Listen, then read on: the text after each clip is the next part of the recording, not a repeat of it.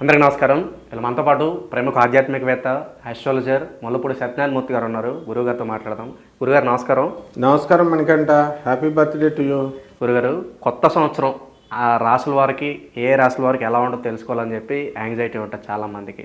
మరి 2025లో మకర రాశి వారికి ఎలాంటి ఫలితాలు ఉండబోతున్నాయి? ప్లస్ మైనస్ లైన్ మరి ఎలా ఉండబోతుంది 2025 మకర రాశి వారికి? ముందుగా మన ప్రేక్షకులకి, నీకు అందరికీ కూడా నూతన సంవత్సరం 2025 శుభాకాంక్షలు. నీకు స్పెషల్గా బర్త్డే శుభాకాంక్షలు.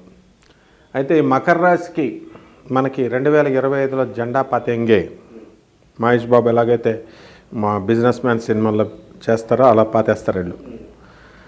2025 సంవత్సరంలో మరి ఏలినాటి శని మార్చి 29వ తేదీ తర్వాత 2025లో వెళ్ళిపోతుంది. పిల్లలు లేని వాళ్ళందరికీ పిల్లల్ని ఇచ్చేశాడు, ఇల్లు లేని వాళ్ళందరికీ ఇల్లులు ఇచ్చేశాడు, స్థలాలు లేని వాళ్ళందరికీ స్థలాలు ఇచ్చేశాడు. ఇంకా మిగతా బ్యాచ్ ఎవరైతే మిగిలిపోయారో వాళ్ళందరికీ కూడా రేవంత్ రెడ్డి గారు మరి వీళ్ళందరూ ఎలాగైతే ఆపారో ఇస్తామని, అలా వాళ్ళకి నెక్స్ట్ బ్యాచ్ లాగా వచ్చేస్తాయి, పక్కా వస్తాయి, అందులో డౌట్ లేదు. లేకపోతే గురువు 5వ ఇంట్లోకి వచ్చి శుభాలు అనుభవించారు వీళ్ళు. తర్వాత ఈ మామగారుల దగ్గర మామగారులకు అప్పిచ్చినవి ఉంటాయి చేసావా, ఆ డబ్బులు మాత్రం ఇంకా రావన్నమాట వీళ్ళకి.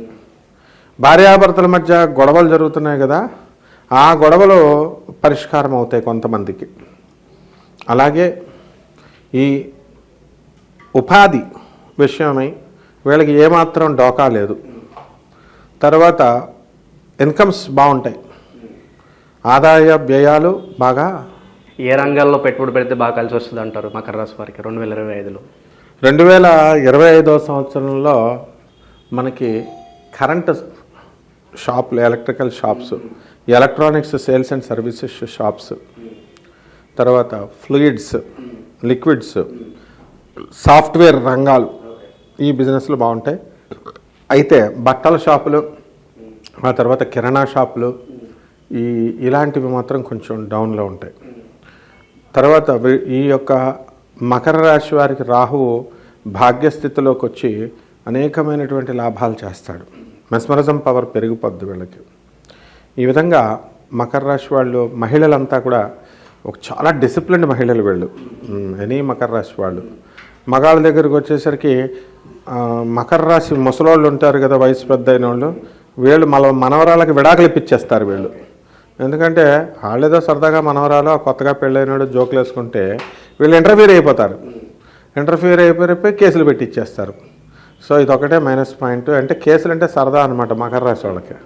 దానివల్ల ఇదొక్కటే విషయం కనుక జాగ్రత్తగా చూసుకుంటే సరిపోద్ది. ఆరోగ్యపరంగా ఎలా ఉండబోతుంది గురుగారు 2025లో? ఆరోగ్యపరంగా 60 సంవత్సరాలు వచ్చేసినటువంటి అందరికి కూడా నీరసం అనేది ఇంతకు ముందు కంటే కూడా ఇప్పుడు తగ్గుద్ది అనమాట. ఏలినాటి శనిలో చాలా మానసిక ఆందోళనలు, వ్యాపారం లేదనుకుంటారు, వ్యాపారం వస్తుంది, వ్యాపారంలో డబ్బులు వస్తాయి, మరి నీరసం వస్తుంది కదా, అలాగే ఆరోగ్యం మీద ఎఫెక్ట్. స్థలాలన్నీ కూడా దురాశకి వెళ్ళిపోయి ఎక్కువ కొనేశారు. బిల్డింగ్ లేదో ఒక చోట కొనకుండా 2-3 చోట్ల కన్స్ట్రక్షన్స్ ఒప్పేసుకున్నారు. మరి అవన్నీ కట్టేటప్పుడు డబ్బులు, రొటేషను, ఇవన్నీ టెన్షన్లు, ఇవన్నీ వీటి వల్ల బీపీలు, షుగర్లు వచ్చేసినాయి. సో ఈ రకంగా వచ్చేసినటువంటి వీళ్ళకి, ఈ మకర రాశి వాళ్ళందరికీ కూడా ఓవర్ యాంగ్జైటీ అనేటటువంటిది చాలా ఎక్కువగా ఉంటుంది. కాళ్ళ నొప్పులు వస్తాయి. సో ఈ విధంగా ఈ ఆరోగ్య పరిస్థితుల్లో జనరల్ హెల్త్కి ఏం కాదు, బట్ కొంచెం ఈ బోన్స్ డెఫిషియన్సీ, కాల్షియం డెఫిషియన్సీ ఇలాంటివి రావడానికి అవకాశాలు ఉంటాయి. అనుకోని ప్రయాణాలు కావచ్చు, విదేశాలకు వెళ్ళాలనుకుంటారు, అటువంటి వారి పరిస్థితి ఎలా ఉండబోతుంది గురుగారు? వెళ్తారు. మొగుడు పిల్లలందరూ కూడా మరి మకర రాశి వాళ్ళు కొంచెం డిఫరెంట్ ఊర్లో ఉన్నారు. సపోజ్ భార్యలు ప్రిన్సిపల్స్గా పనిచేసే వాళ్ళు ఉన్నారు, భర్తలు వేరే చోట ఢిల్లీలో ఉన్న వాళ్ళు ఉన్నారు, ఇక్కడ హైదరాబాద్లో భార్యలు మంచి సెంట్రల్ గవర్నమెంట్ జాబుల్లో ఉన్నటువంటి వాళ్ళు, వేరే ప్రొఫెషన్స్లో ఉన్న వాళ్ళు ఉన్నారు. మనం కొన్ని జంటలను అబ్జర్వ్ చేస్తే మకర రాశి వాళ్ళంతా కూడా డిఫరెంట్గానే, డిస్టెంట్గానే ఉన్నారు, వేరే ఇళ్లల్లోనే ఉన్నారు. కాబట్టి భార్యాభర్తల మధ్య అనురాగము ఇవన్నీ కూడా పెరుగుతాయి. కొంచెం ఈ ఏలినాటి శని ప్రభావంలో మాటలకి పెరిగినటువంటి వాళ్ళంతా కూడా వాళ్ళు తగ్గుతాయి అన్నమాట ఇప్పుడు పట్టుదలలు. సో ఇండివిజువల్గా స్టార్ట్ చేసినటువంటి బిజినెస్లన్నీ కూడా క్లిక్ అయ్యి ఆరోగ్యపరంగా ఆనందంగా అయ్యి మనస్తత్వం అంతా కూడా మంచిగా అయ్యి ఉంటాయి. అండ్ మకర రాశి వారి తల్లిదండ్రులను మేము చూసుకోవాలి, ముసలి వాళ్ళని మేము చూసుకోవాలా వీళ్ళని అనేటటువంటి ఆలోచన వీళ్ళకి కొత్తగా వస్తుందన్నమాట. అలాగే శుభకార్యాలు జరగడానికి ఏదైనా ఆస్కారం కనిపిస్తుందా గురుగారు? పెళ్ళిళ్ళు కావచ్చు, గృహప్రవేశాలు కావచ్చు, ఇలాంటివన్నీ కూడా శుభకార్యాలు చేస్తారు వీళ్ళు.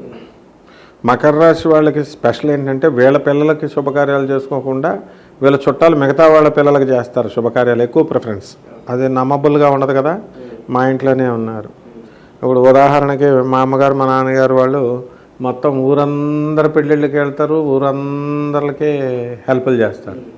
బట్ వేరే సొంత పిల్లల దగ్గరికి వచ్చేసరికి వాళ్ళంతా ఉపయోగపడలేదు. ఇప్పుడు మకర రాశి కాంబినేషన్లో ఉన్నవాళ్ళే.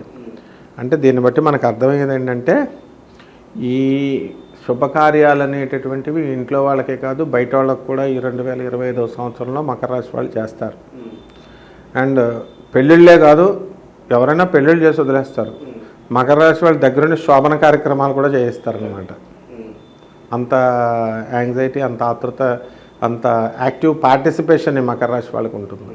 గురుగారు, ఇంకా మెరుగైన ఫలితాలు పొందడానికి మకర రాశి వారు ఎటువంటి పరిహారాలు చేసుకుంటే బాగుంటుంది? సంవత్సరం అంతా చేసుకోవడానికి వీలుగా ఉండేలాగా పరిహారాలు ఏదైనా చెప్పండి. మకర రాశి వారికి శని బాధ పోయింది కాబట్టి శనీశ్వరుని మర్చిపోతారనమాట. వీళ్ళంతా కూడా మార్చి 29 వరకు శనీశ్వరుని కనుక మర్చిపోతే బెల్ట్ పెట్టి కూడా వస్తాడు శనీశ్వరుడు.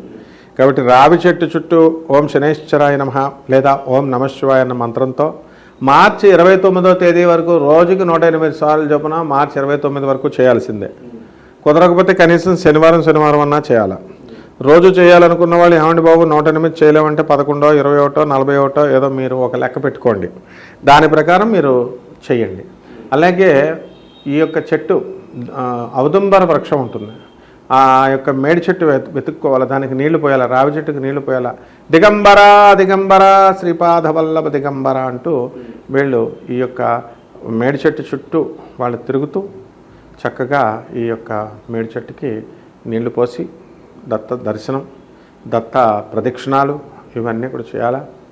అలాగే శ్రీ గురు చరిత్ర పారాయణ అనేటటువంటిది కనీసం 41 సార్లు వీళ్ళు 41 రోజులు కూడా ఒక 5-6 సార్లు పారాయణ చేయాలి. ఈ విధంగా కనుక చేస్తే వీళ్ళకి బ్రహ్మాండంగా ఉంటుంది. దశమహావిద్యల్లో ఒకటైనటువంటి తారా అమ్మవారి యొక్క హోమాన్ని జరిపించుకోవాలి. లలిత అష్టోత్తరాలు కానీ లలిత సహస్రాలు కానీ వీళ్ళ పారాయణ చేయాలి. ముఖ్యంగా పరిహారాలు అంటే ఇవేనేమో అని వీరు అనుకోనక్కర్లేకుండా కుంకాలు పసుపులు ఒత్తులు వేసేసి దేవుని పూజ చేయడం కాదు, బయట కంపల్సరీ పేదవాళ్ళకి సేవలు చేయాలి. వీళ్ళు పేదవాళ్ళకి నెల 10% వాళ్ళ జీతం ఎంత వస్తుందో అంత జీతంలో 10% వీళ్ళు ఖర్చు పెట్టాలి. అటువంటి వాళ్ళకి మాత్రమే ఇది మనుధర్మ శాస్త్రం, మనుస్మృతి చెప్తుంది, ఇది మనుధర్మం చెప్పేది. అందుకని కంపల్సరీ ఇలా చేస్తేనే ఈ యొక్క పరిహారాలు అనేటటువంటివి ఫలిస్తాయి. లేకపోతే అదే రహస్యం. వీళ్ళందరూ కూడా అందరూ పరిహారాలు చెప్తారు, వీళ్ళు చేస్తారేమో మాకు జరగట్లేదండి అనుకుంటారు. మనుస్మృతి మీరు ధర్మగ్రంథాలను ఆధారంగా చేసుకొని మీరు ఈ పరిహారాలు చేసేటప్పుడు మనుస్మృతి చెప్పేటటువంటిది కూడా మీరు పాటించాలి. ధర్మసింధువు, మనుస్మృతి ఇవన్నీ కూడా. దాంట్లో మీ సంపాదనలో ప్రతి మానవుడు కూడా 10% పేదవాళ్ళకి ఖర్చు పెట్టాలని ఉంది. మరి ఇది కంపల్సరీ చేస్తే సరిపోతుంది. 2025లో మకర రాశి వారికి ఏ విధమైన ఫలితాలు ఉంటాయో తెలియజేసినందుకు ధన్యవాదాలు. ధన్యవాదాలు.